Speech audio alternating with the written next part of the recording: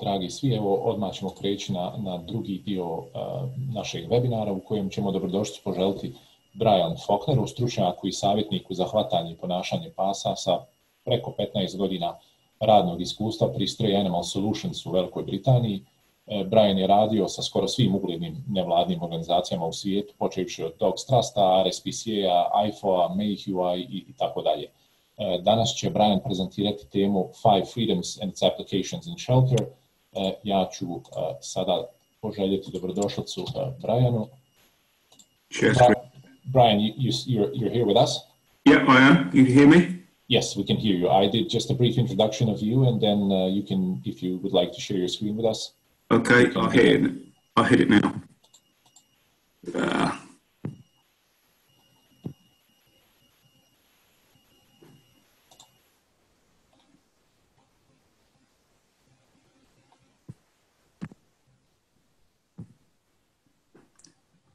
Is that okay?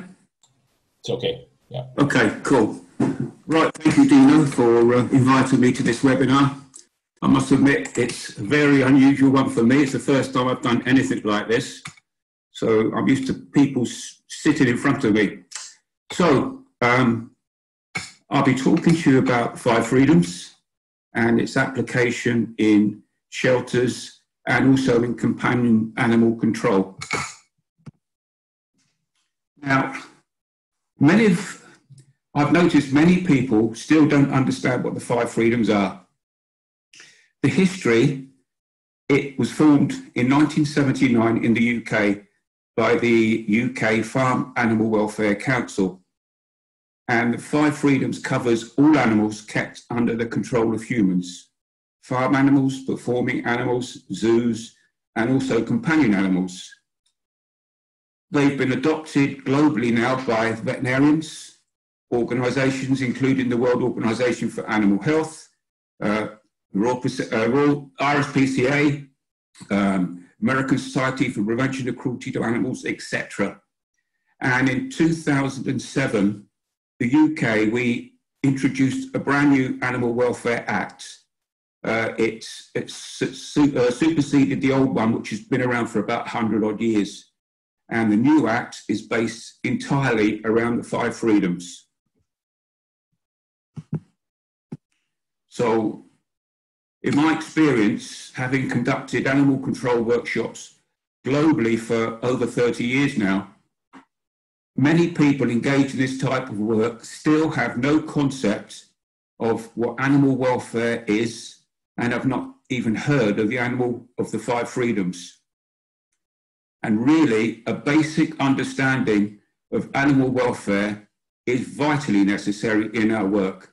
And the Five Freedoms provides a very simplistic way of measuring our impact of animals that are under our control. So the World Organization for Animal Health recognized the need for a more welfare-based approach in stray animal control in 2009. And they issued guidelines to all member states, currently 182, which required them to only use humane methods in stray dog control. And at the moment, it purely applies to dogs. The reason why the OIE got involved is because of rabies. Rabies, as you know, affects all warm-blooded mammals. And obviously, it impacted upon, in many countries, the cattle, sheep, etc. But they did not like the way that stray dogs were controlled. The old methods, well, still happen now in terms of shooting, poisoning, bad methods of capture.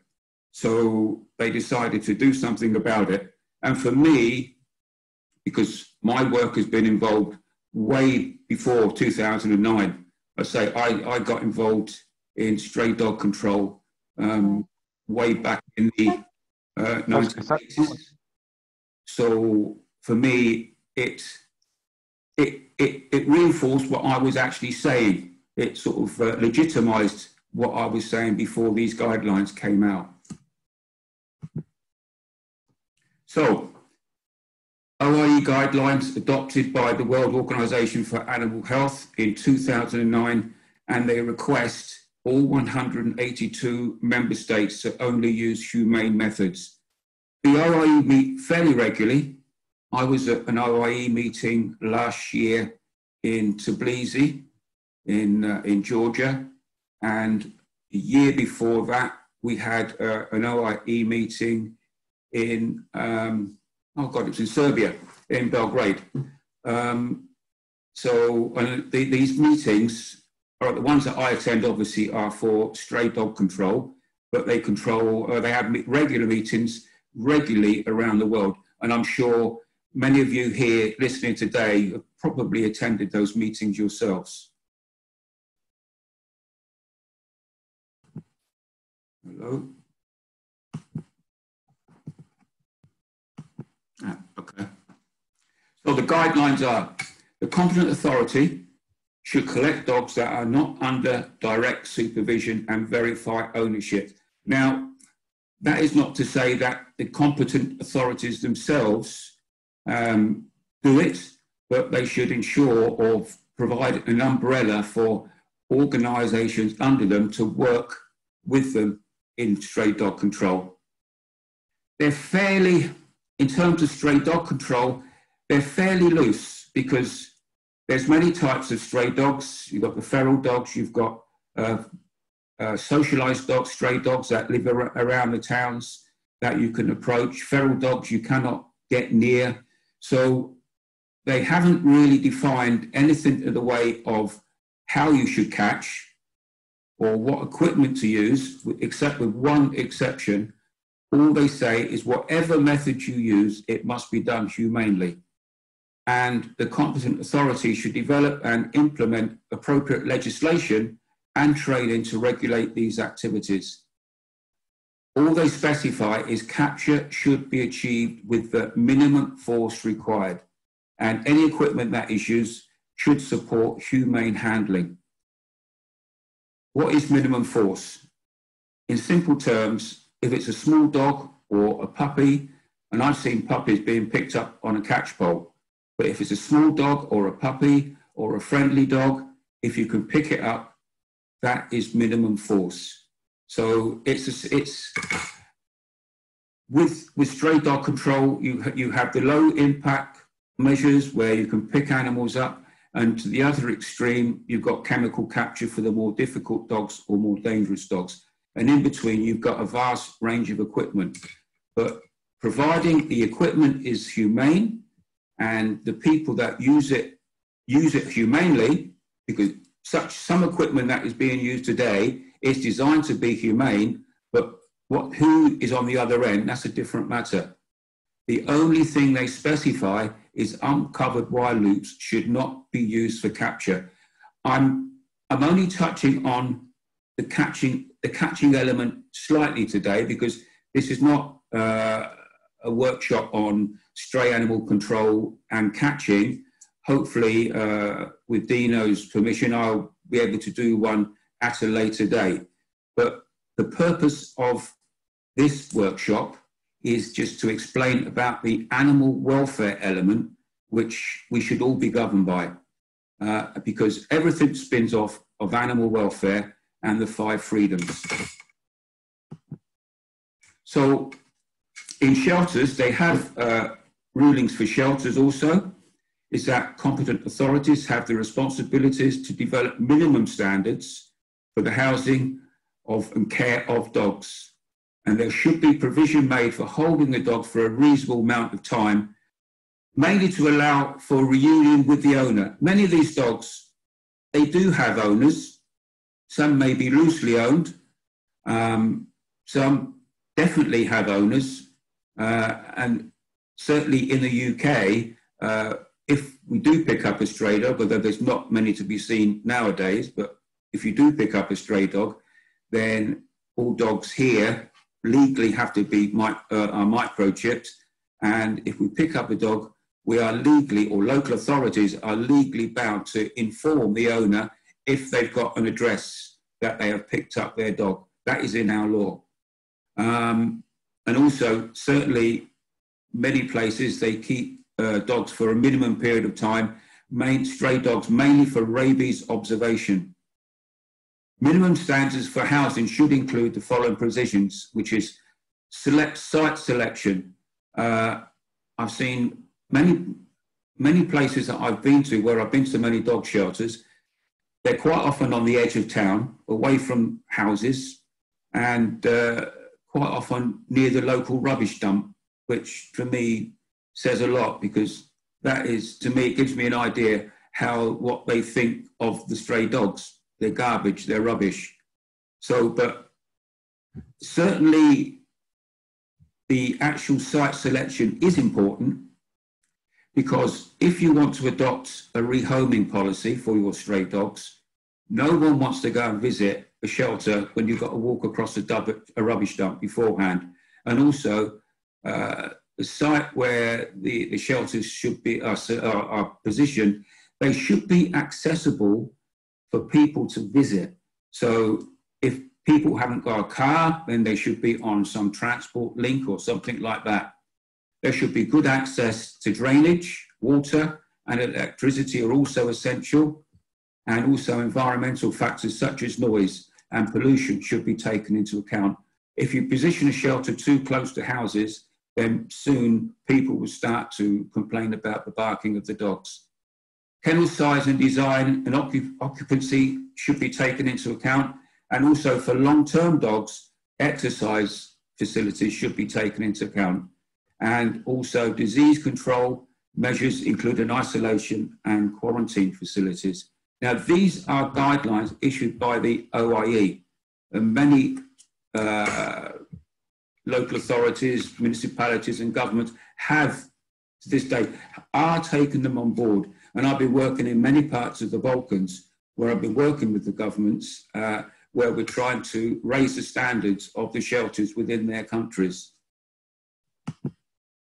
So, management should address adequate fresh water, nutritious food, regular hygiene and cleaning, inspection of the dogs, that's veterinary inspection, monitoring of their health, procedures for rehoming adoption, sterilisation of the dogs, euthanasia where it's necessary. All staff should be trained in safe and appropriate handling of the dogs, and also just basic admin procedures, record keeping and reporting to various authorities. So, what is animal welfare? Now, in my workshops, I ask this question quite regularly, and I notice people, and this is including veterinarians, they look amongst themselves and they cannot really define what animal welfare is. Think about it. Just think about it amongst yourselves now. What is animal welfare? Now, a well-known academic, Professor Donald Broom, at the University of Cambridge in the UK, and he's still there to this day, he said that animal welfare is the physical and psychological state of an animal as regards its attempts to cope with its environment. Now, if I'm doing a workshop with a team of, say, dog catchers or anything like that, then they can't get their heads around that statement, because it's pretty profound, really, for an average person. So, in simple terms, animal welfare means how an animal is coping where he actually lives. Now, animal welfare only applies to animals that are under our direct control. So it could be zoo animals, performing animals in circuses, farm animals, and also companion animals. It applies to animals where we control how they live, where they live, what food they receive, and how regularly they receive their food, and also water. So an animal is in a good state of welfare if it is basically visibly healthy, it's comfortable, well-nourished, safe, can express normal behaviours, and is not suffering from states such as pain, fear, and distress. Now, that in itself is the 5 freedoms. That's all it is. I've got a couple of pictures here that I've taken. I've got many hundreds of them, and I just picked a couple at random, just to show you, and these are fairly recent pictures, how they're taken. Now, this is a shelter in the Balkans, and you can see there, that dog is not happy, he's back in the corner, he's extremely worried. There's old decaying feces on the floor. There's a wooden pallet, which was once regarded as a bed for the dog to lay on. It's damaged, it's ripped. There's nails sticking out of it where the dog could get injured. That is not animal welfare. And remember, if you have a large group of dogs, animal welfare does not apply to the group. It applies to every single individual animal. So if you have a shelter with 100 dogs, 200 dogs, 300 and more. I've been to shelters in South America in particular, one in particular, they had 4,000 dogs in that place. How the hell can the staff monitor an individual's needs when you have shelters of that size? Totally ridiculous. So animal welfare applies to each and every individual animal. Another one, it's the same shelter actually. You can see they have put fresh sawdust on that floor and a bit of a blanket. But again, the dog is backed into a corner, not very happy at all. Not a friendly looking, he's not, I wouldn't say he's an unfriendly dog, but he's a very, very nervous dog. Many places I go to, that's the sort of thing they feed them, raw offal, which just laying on the floor, old bones, harbouring disease, especially raw meat. In the summer, they get fly blown. So, you know, it's not good for that type of thing. It's basically disgusting. Storage of food as well. Many places they go around, they get scraps of meat from the backs of markets, slaughterhouses, things like that. And they usually, sometimes they cook it up. And if you look at the back behind those bags of meat, there's a bucket there, which is on a gas ring, where they cook up like a soup for the dogs. They just boil down the bones for the dogs as well. Okay. At least they're cooking the meat in that particular place. And if you look to the front of that picture, on the bottom left-hand side, you see a bin there, and it's got breading in it, bread from which they usually get from bakeries and places like that, which basically the dogs are fed on a diet of meat and bread. Another place, as I said, animal welfare applies to individual animals, and that's not a large group. And in fact, when I was there, that wasn't in the Balkans, that was in Ukraine. And the dogs actually appeared pretty good. I was in, with a few exceptions, they did appear in good health. But the conditions where they're kept in, especially for the puppies, because the place was rife with parvovirus, and they just didn't know how to cope with it. Again, the food storage facilities is very, very poor. Going on to catching the dogs now, I've just got a couple of pictures I'll put up. Again, that is all too often, that still happens today, where dogs are picked up by the ears like a pig. The ears, holding the dog's ears in that manner, it's probably one of the most sensitive parts of a dog's body. And the dogs are just literally traumatized. That's why that dog is absolutely rigid. He cannot move. He's basically just traumatized. You see it a lot on farms. They pick up some of the farm animals, young pigs, in exactly the same way. That's an uncovered wire loop, which that is the only thing that the OIE stipulate, is that uncovered wire loops should not be used. That one is particularly nasty. If you look at that, in between that guy's fingers, that is a lead weight. So when he throws that, the weight of the lead, it speeds up the loop, so it tightens rapidly round the dog's neck, and it buries itself very, very deep into that animal's neck. So they use it so they can cast it, and it enables speed of capture, but it is certainly not humane. And that is one of the few things that the OIE have actually forbidden, is any uncovered wire slip leashes. So the 5 freedoms, what are they?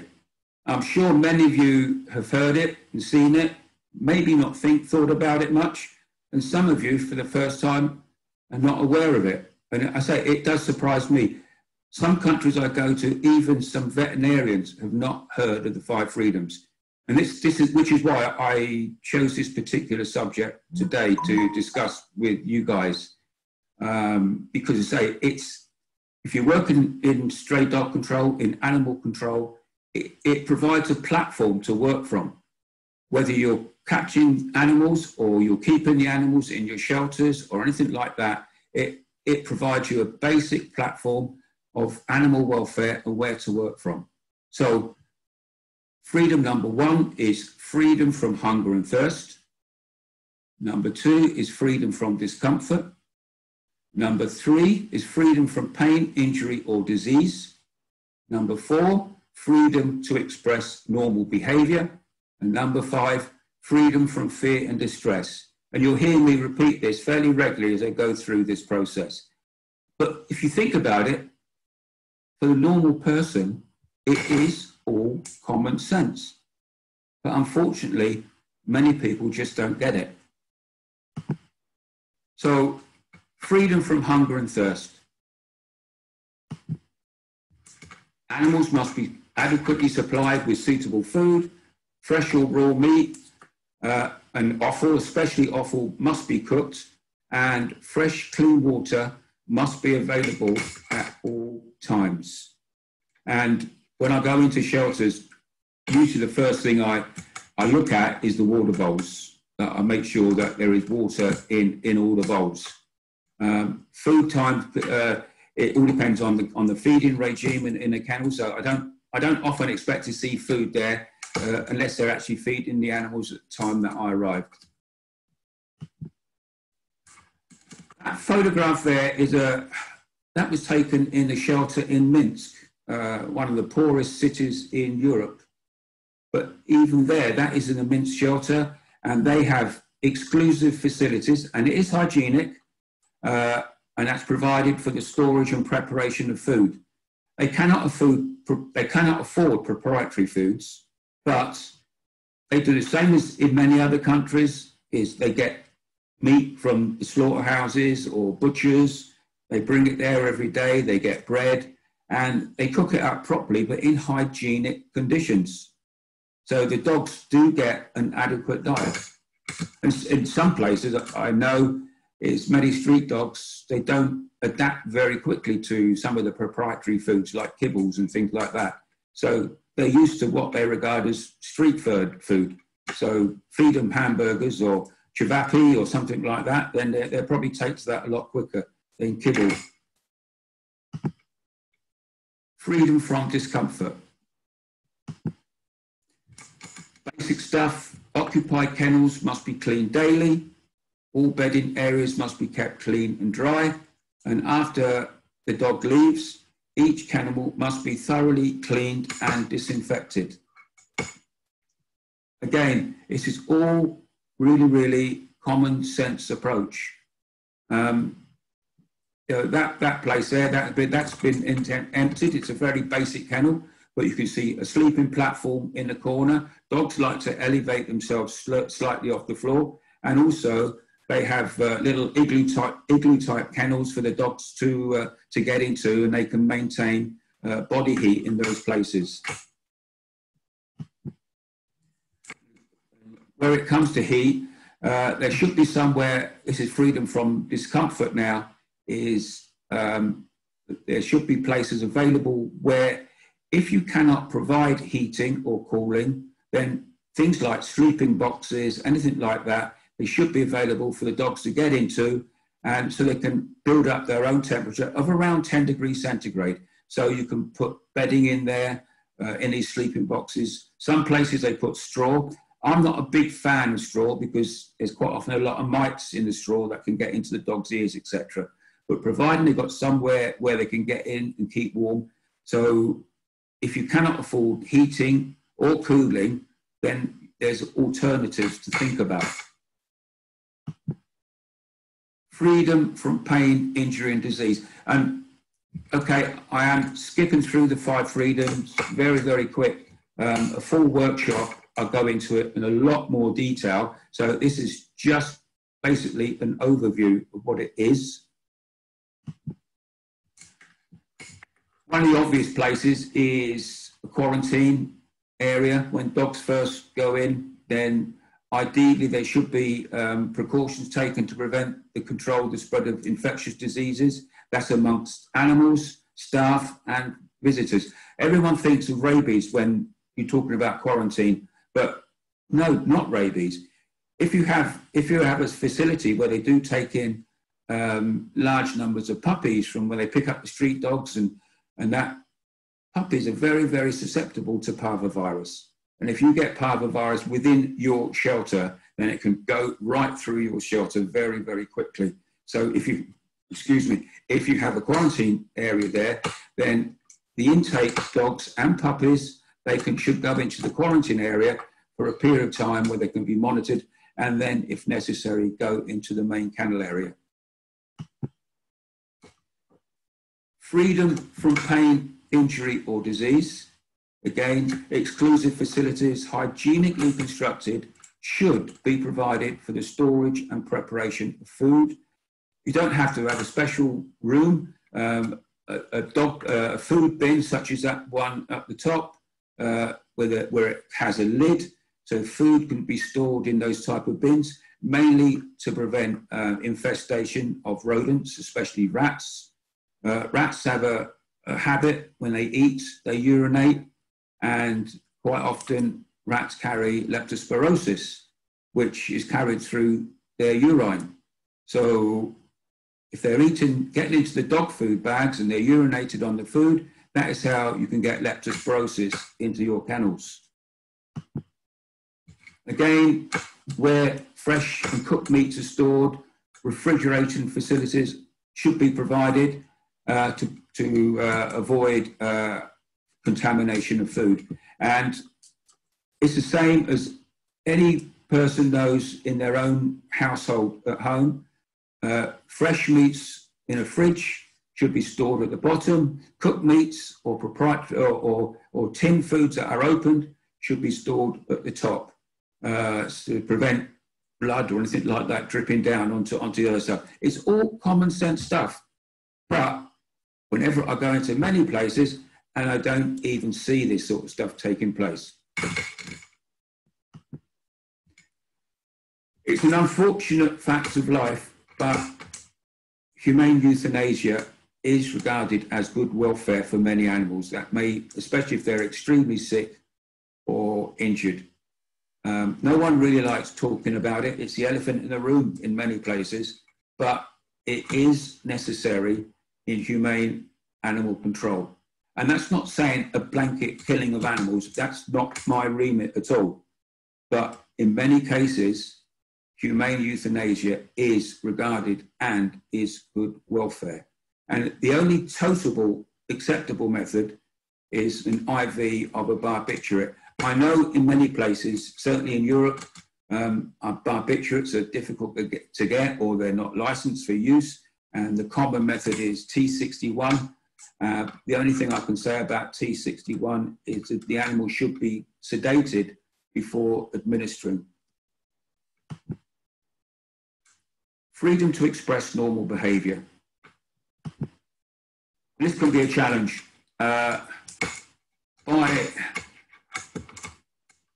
What dog holding facility is, it is not an ideal place where a dog can express normal behavior. It's not a good environment. Dogs can suffer from kennel stress, especially if they're overcrowded. If they're confined for too long, especially into small cages, you see stereotypic behaviours where you see dogs circling about within the cage. They start to self-destruct by biting themselves, things like that. It is a major challenge. But if a well-managed shelter, they do provide facilities just to alter the dog's environment. If you look at that picture there, now that again, that's in the Minsk shelter. It's clean. It's a pretty barren environment, row after row of cages. But by introducing those sleeping boxes there, it just does give the dogs options. They've got heights. Many dogs, as you can see, they like to get up on things. Many dogs that are slightly nervous, they like to get into those boxes and hide away. So even that, it gives the dogs some options rather just a flat floor where the dogs are just looking around at other dogs. So this is a facility where dogs are kept long term and where they can benefit from environmental enrichments. Now, you don't often see this this type of thing in many Western countries, such as such as the UK or Germany, United States. I've been to many places in Europe. I can remember one place in Romania where they have a brilliant environmental enrichment program going, where the dogs, they have an exercise area for the dogs. They're taken out every day from their kennels. They have good volunteers to look after the dogs. You've got to be careful though with toys, because dogs may quite often fight over toys. One thing about street dogs to take into account, they're not toy orientated. That is something, so you may have to encourage dogs with toys. Throwing a ball, it helps develop their some form of prey, trigger some prey behavior, prey behavior in them. So that's the only way, but street dogs generally do not take to toys. Freedom from fear and distress. Animals only can kennel animals together when they are compatible. An obvious one is entire males should be separated from females. Group feeding certainly should be avoided, such as you see in that case there. That picture there was not a kennel, that was an animal hoarder in a part of Europe, and she had something like 70, 80 dogs in that place, and that was her way of feeding, with just chuck some rice and meat down on that pallet, and the dogs used to fight over it. So, so group feeding should be avoided. If you run in a shelter and you've got cats in that shelter as well as dogs, then the location where the cats are kept should be completely separate from the dogs, or provide some form of screening so the cats cannot see the dogs. I've been into some places where cats have died overnight. New cats have been brought in and they cannot cope with the close proximity of the dogs, and in the morning they've been dead. So they just die from stress. So you should ideally keep cats away from the dogs, or at least provide some form of screening. Now, this is just another thing to think about, is freedom from fear and distress. It's part of a kennel's routine, obviously, to wash the kennels down, water, using hoses, things like that. Now, without thought, cleaning, which you have to do, from a dog's perspective, can be frightening. Cold and wet, it could be regarded as a punishment. And if you're using high pressure hoses, it could also be painful. So you might meet the welfare needs of keeping an animal in a suitable environment, but compromise its freedom to be free from fear and distress. Something to think about. And again with catching, that picture there of that dog, just look at his face, look at his eyes, he looks absolutely terrified with that catch pole coming towards him. Now, from a dog's perspective, being caught is without doubt very stressful. but it has to be done. All we can try to do is reduce the fear as much as possible. So that, which is why humane catching should be developed as well. So, in conclusion, I have a very, very simple message, whether you be a veterinarian, a shelter manager or worker, NGO, animal catcher or trap owner, pet owner, whatever. Please consider the 5 freedoms, use it as your measurement or a guide to enable you to evaluate whether you're doing things correctly or humanely. Thank you for your attention. Take care and stay safe. Brian, thank you very much. That was very interesting. We do have a couple of questions for you, so if you wouldn't mind us asking and you answering. The first one, what indicators can we use to assess good feeding practices for dogs in small dog shelters? Dogs in small dog shelters? Yes. If the dogs are compatible in 2s, okay, then that should, if they're individually fed, that should be okay. More than 2 can be difficult to manage. Obviously single dogs, it's not a problem. But I would say, first of all, you've got to think that the animal should be compatible. So you don't want a bully being put in with a timid dog because he will just hog all the food. And it's down to good kennel management. If the staff observe one dog being particularly greedy and stealing the food from another dog, then move them around. That's all you can. But the idea, I know it's difficult, and quite often I get this question. Ideally, if you can keep dogs in kenneling areas in pairs, that's okay. If you have a large kennel and you have more than 2 dogs, then if the food is spaced out, then it gives dogs time to eat their own food without someone else robbing it. So that's your main thing. Is more fights causing over food, even in well-run kennels. There's more fights causing food than anything else. And some dogs can be particularly greedy. But I certainly advocate group feeding of dogs. I've seen too many fights in kennels over group feeding. Thank you. The next question, what to do with very aggressive big dog when it came from the street? In shelter, a dog is aggressive after 7 to 10 days, also when you try to feed them.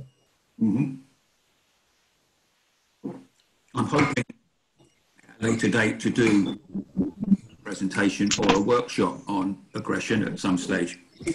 So, yeah, if you're doing a stray dog control program, if it is a truly aggressive dog, then it has no place on the streets. It can impact on your program. As you know, especially in many parts of the Balkans now, municipalities are being taken to court because street dogs have been biting people. Yes, I know, I'm aware of the fact that many people... Are you still there? Because my screen's gone funny. Is it still there? Oh, there, okay. My screen just went funny, sorry. I'm aware in many parts of the Balkans where people intentionally get bitten, and sometimes it's by their own dog, and they run to the municipality and say, stray dog's bit me, and they get compensation. And quite often the municipalities don't even argue about it. They just pay out, which is it's not a good practice. To my mind, every dog bite should be thoroughly investigated because just paying out only encourages this. But a truly dangerous dog should not go back on the streets. Now, this is a dilemma that we have. In Turkey, for example, they have a law there that no dog should be put to sleep now. And when that was introduced many years ago now, that actually quite surprised me because one minute it was shooting the dogs and killing the dogs, and now they have this law where should be put to sleep, including dangerous dogs. And I remember going to a shelter, it was in Ankara, and there must have been about 100 dogs in there. All of them apparently had bitten someone, and they were just lost causes. They were all kept in individual runs, and I tell you what, honest to God, I would have, they were absolutely at their, they were dying out of hopelessness in front of my eyes. Some of them have been incarcerated in there for many years, minimum contact with people. I would have gone through there myself with a needle and a bottle of barbiturate, because that is the other option. And again, this is why I say dog bite cases should be investigated. I say I do workshops on dog aggression and what triggers aggression, and there's many different types of aggression. So, and I can give you an example. A female may bite when she's got a litter of puppies, maternal aggression, and once them puppies have grown up, the female's okay again. It's a hormonal thing.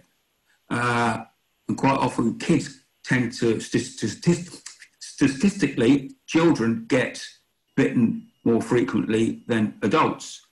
Many children aggravate the dogs, things like that. So, you know, that doesn't help the case. So it is something to be considered. Sometimes we have to make very, very, very difficult decisions on what to do with these dogs. There's no easy answer.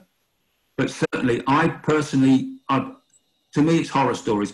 I've been into shelters where dogs have been incarcerated for years, and it's just plain awful. It really, really is. So I think any dog bite incidents, the municipality, they should assess it, inspect it, try to understand what prompted the dog.